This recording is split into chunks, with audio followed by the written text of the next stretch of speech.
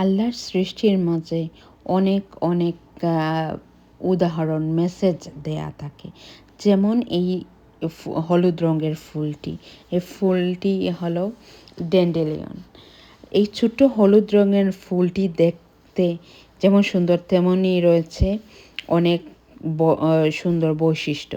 Dandelion সাধারণত রাস্তার পাশে, মাঠে এবং খোলা জায়গায় জন্মায়।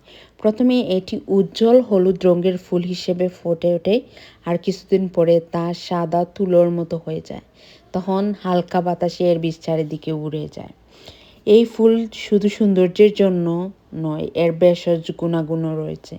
অনেক দেশে ড্যান্ডেলিয়নের পাতা ও শেকড় দিয়ে চা বা ওষুধ তৈরি করা হয়। এটি শরীরের জন্য উপকারী বলে ধরা হয়।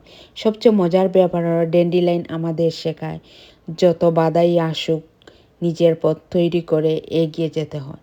কারণ এই ফুল খুব সহজেই যে কোনো পরিবেশে বেড়ে উঠতে পারে। আর ড্যান্ডেলিয়নের চা খেয়ে খেয়েছেন আমাকে।